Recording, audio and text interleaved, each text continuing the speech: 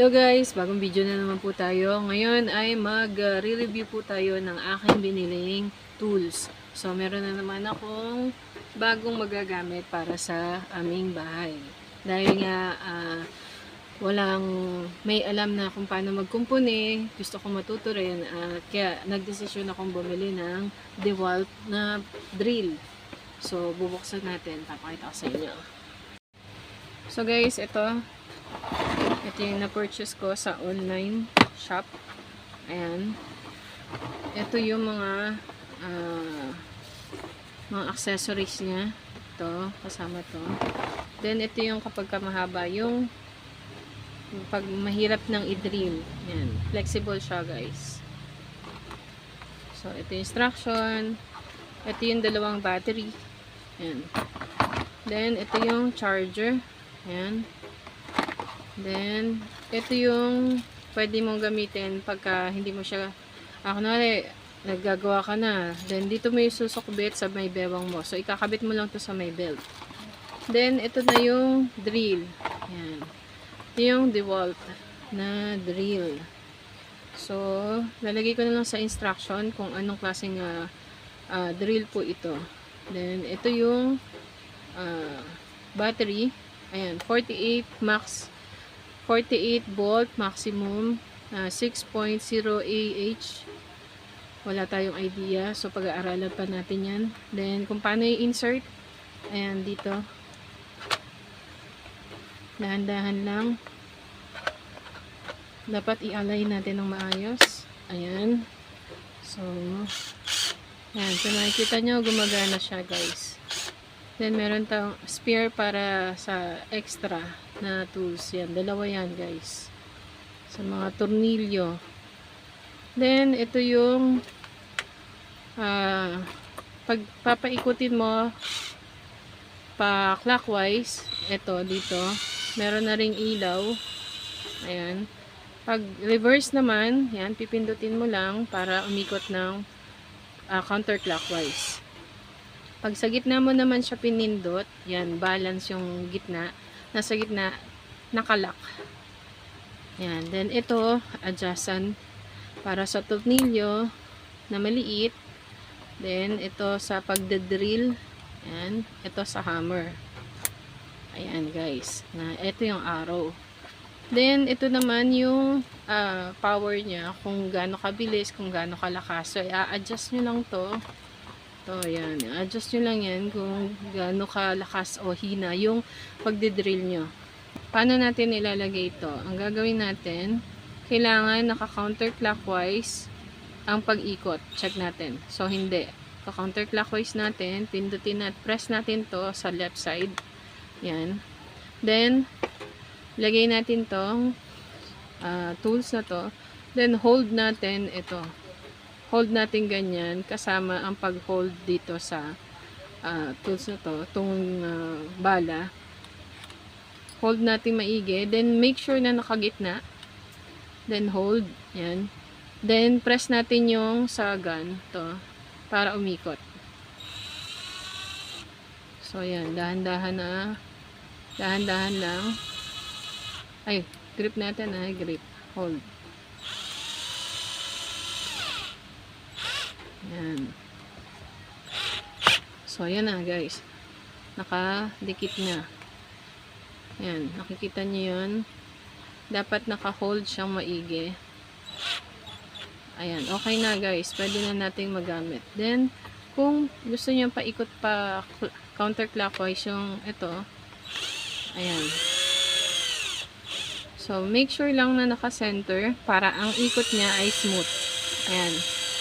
Hindi nag-shake na gano'n. So, paano natin tatanggalin? Same din ang procedure. Balik natin to.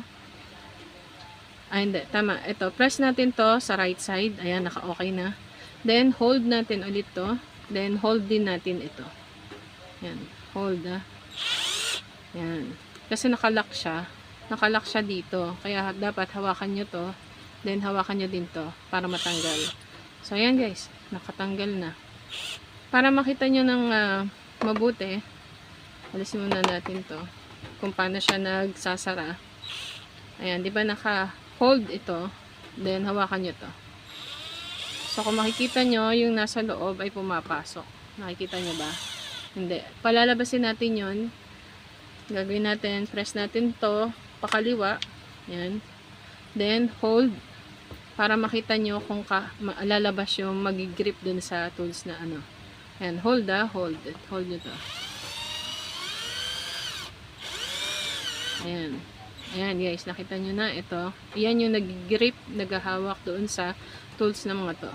Ayan. Hanggang sa masara na. Ayan. So, yan. Nakita nyo guys. So, balik lang natin.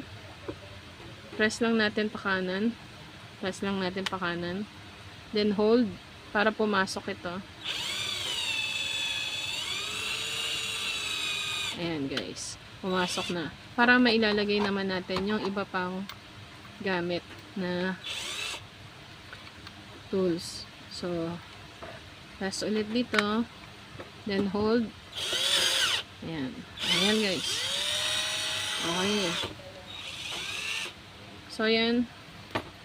Ito na yung aking bagong drill. So, kapag ka naubos na to, charge na to, meron tayong spare na battery. Ayan. Meron tayong spare na battery and i-charge natin. So, paano natin i-charge?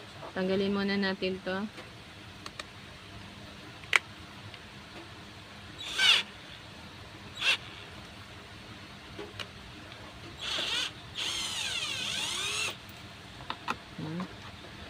Tanggalin lang natin. Then, i-gitna natin to, i-center natin to para malak. Then, hold. Then, push nyo papunta dun. Ito, push nyo papunta dito.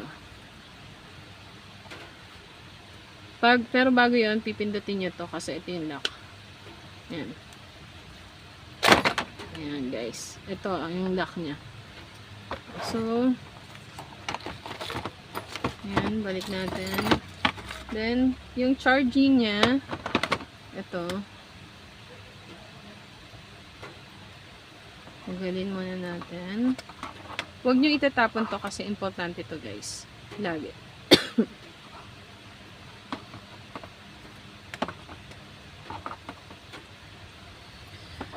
So, ayan. Ito yung charging nya. Dito nyo ma-charge. Yan. Kapag ka na full charge na ito, pag charge nyo to, may ilaw. Pagka na full charge, mawawala yung ilaw. So, ibig sabihin, full charge na ang inyong battery. So, dahil nga sa na full charge ko na to, hindi na siya gaganang mag-charge. Yan. So, ayan guys. Ito yung instruction. Hindi. Manual. Actually, hindi naman ito manual. Hindi siya manual. Well, hindi ako nabigyan ng manual, guys. Kung gusto nyo magkaroon ng dagdag kaalaman, tingnan nyo na lang po sa YouTube or kung saan nyo po pwedeng makita yung pagtuturo kung paano gamitin to. So, yan. So, yan guys, yung review ko doon sa aking bagong tools na DeWalt na drill.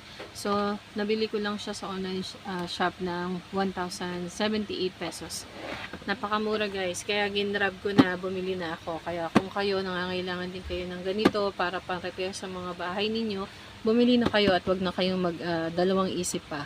Dahil sayang sayang sale. Yan. Sayang ang offer na mababang presyo. Huwag na kayo magpatumpik-tumpik pa. Click nyo na yung basket ko dyan, guys. Thank you and God bless.